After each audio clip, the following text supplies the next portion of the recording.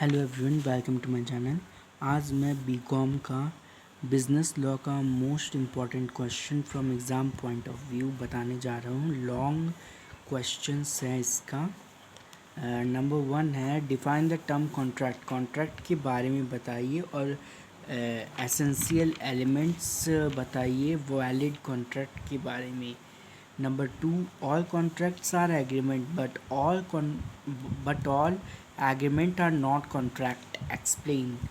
Number 3, define contract and briefly explain the classification of contract.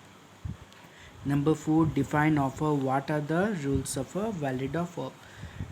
Number 5, define acceptance. What are the rule of valid acceptance?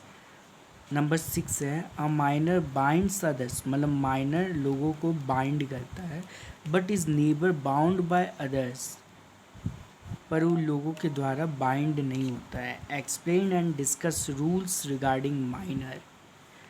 Number 7 है no consideration no contract, मतलब consideration नहीं है तो contract भी नहीं। Comment on this statement and give expectation to this rule. Discuss in detail the various essential elements of a valid consideration. Two or more persons are said to consent when they are agree upon the same thing on the same sense. मंजूरी consent, ठीक है, when they agree upon the same thing in the same sense. Number 10 है a stranger to consideration can sue but a stranger to contract cannot sue. Explain. मतलब कि stranger consideration में sue हो जाता है बट अगर स्ट्रेंजर कॉन्ट्रैक्ट में आ गया तो वो सील नहीं हो पाएगा, मतलब एक्सेप्ट कर लिया जाता है स्ट्रेंजर कंसिडरेशन में, समथिंग इन रिटर्न कंसिडरेशन, ठीक है। और ये कॉन्ट्रैक्ट है, स्ट्रेंजर टू कॉन्ट्रैक्ट नहीं हो सकता। What are the rules relating to the person, time and place of performance when it is the time deemed to be the essence of contract for the performance of contract? What is discharge of contract? इससे पहले वाला video में हम लोग देखे थे। Explain the various modes of discharge of contract. Discharge मतलब कि हट जाना या छूटना, ठीक है, बंद हो जाना, ठीक है, डिस्चार्ज कर देना, हटा देना। Briefly explain the different kinds of remedies available for breach of contract. Contract में ब्रीच होगा तो आपके पास कौन कौन सा रेमेडीज अवेलेबल है। Remedies, what are the agreement which have been expressly declare to be void as per the Indian contract act 1872। Explain the difference between contract of indemnity and contract of guarantee. Discuss rights and duties of bailee. Define agency, how an agency can be created and terminated. Explain with suitable examples agency by ratification. Next है law of sale of goods 1930, इसको भी याद करना है। 1930 Question 1, what do you mean by contract of sale? What are the essential elements distinguished between sale and agreement of sale? Next है explain the doctrine of caveat emptor in respect of sale of goods act. What is meant by unpaid seller. Unpaid seller कौन होता है और उसका rights क्या है, क्या क्या है rights. Explain the rights of an unpaid seller. Next, what do you mean by conditions and warranties. Explain in brief the implied condition and warranties in a contract of sale. Negotiable Instrument Act 1881 है, हाँ। Right meaning and features of negotiable instrument. What are the presumptions as to negotiable instrument, मतलब क्या क्या assumptions हैं negotiable instruments का, और फिर उसका मीनिंग और फीचर्स बताइए नेगोशिएबल इंस्ट्रूमेंट्स का।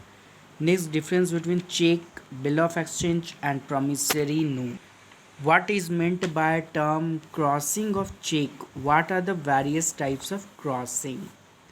Define a holder in due course. State and explain some of the important privileges of a holder in due course under the Negotiable Instruments Act 1881. 1881. Consumer Protection Act 1986. Define consumer. Consumer कौन होते हैं? जो कि goods को consume करते हैं, जैसे हम लोग.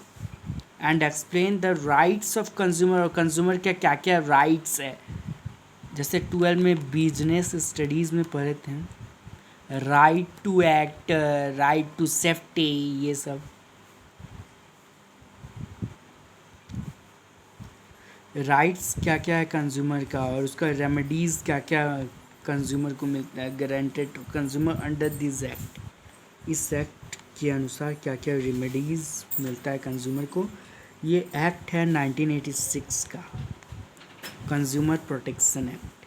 Next, explain the various forums या commissions for the purpose of CPA, that is consumer protection act 1986.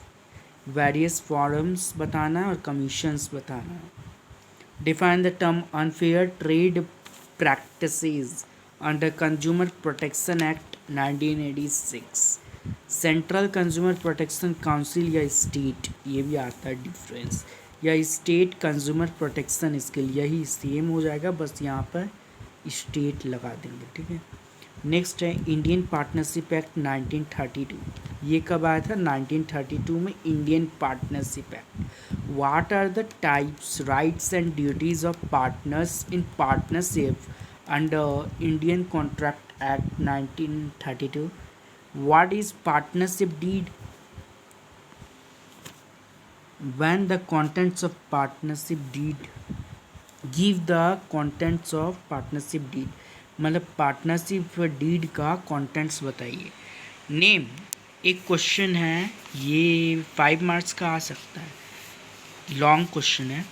Can a minor be admitted to partnership, क्या माइनर को एडमिट किया जा सकता है पार्टनरशिप में? If so, what will his rights and liability during his minority and after he attend majority. तो उसका क्या राइट्स या ड्यूटीज़ होगा या लाइबिलिटी होगा जब वो माइनर को क्रॉस करके मेजॉरिटी में आ जाता है. Can a minor be admitted to partnership. ठीक है.